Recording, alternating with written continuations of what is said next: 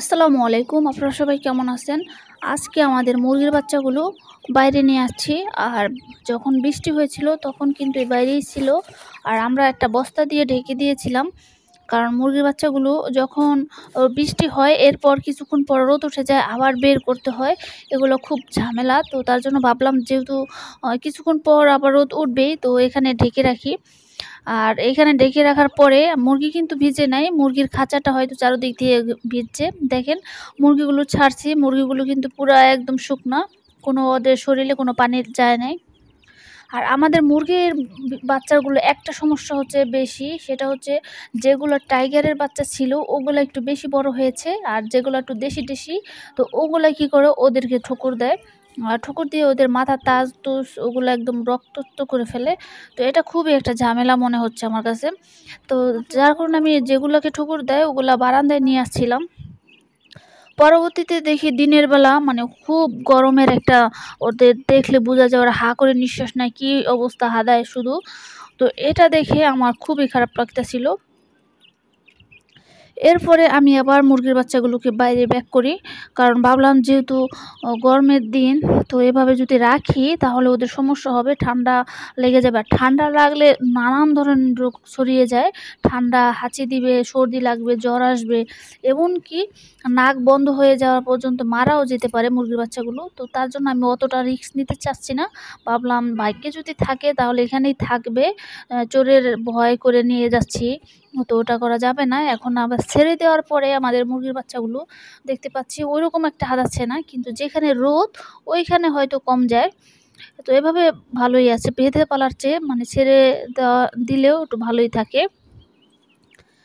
তো খাঁচাখুচো ভিজে গেছে একদম বৃষ্টিতে, আর এখানে পানিও জমে গেছে। তো আজকে আপনারা আরেকটা নতুন খামারে নিয়ে যাব আপনাদেরকে, আপনারা দেখতে পাবেন। তো প্রতিদিন তো আমার ভিডিও দেখেন, তো আজকে চলে আসলাম নতুন একটা খামারে।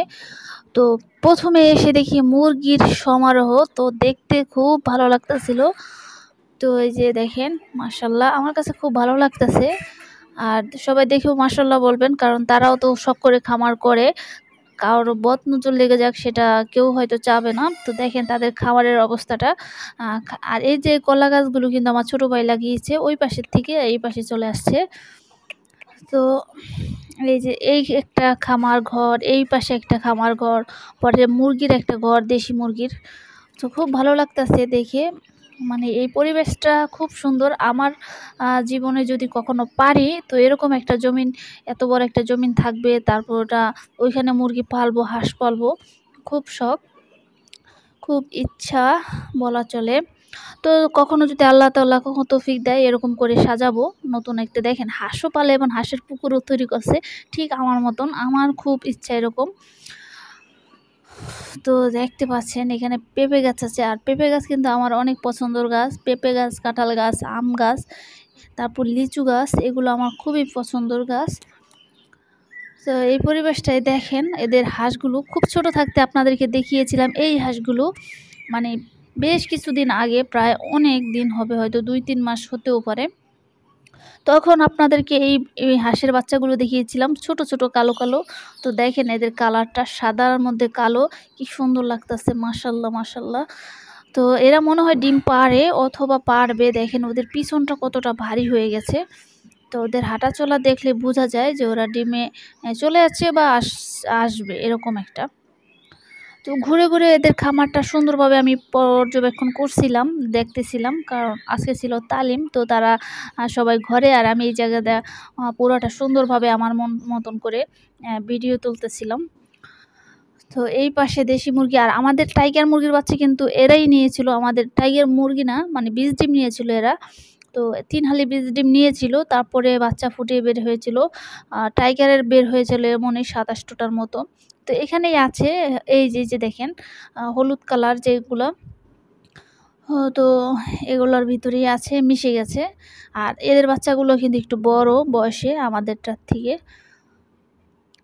তো দেশি মুরগির বাচ্চা তারা, তাদের কিন্তু এটা একটা বিজনেস। তারা বড় হলে বিক্রি করে দেয়, আবার নতুন করে বাচ্চা ফুটায়, আবার বড় করে আবার বিক্রি করে।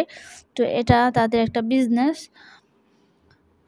তো এই যে দেখেন আমাদের কলা গাছ, এই কাঁচকলা, এগুলো আমরা রান্না করে খাই। তা আমারও একটা গাছ আছে, এর পরবর্তী ভিডিওতে আপনাদেরকে দেখাবো নে। আর এই মুরগিগুলোকেও কিন্তু ভুসি তারপরে ফিড এগুলো খাওয়ায়। তো এগুলো খাওয়ায় এরপরে হচ্ছে পাশাপাশি এখানে ছাড়া অবস্থা থাকে। এখানের যত বাসাবাড়ির ময়লা আছে তাদের ওগুলার থেকে যে পোকা হয় ওগুলাও কিন্তু ওরা খায়। কারণ এরা ছাড়া থাকে। এই যে দেখতে পাচ্ছেন ২ টা হলুদ কালার, এটা সম্ভবত ওই টাইগারের জাত।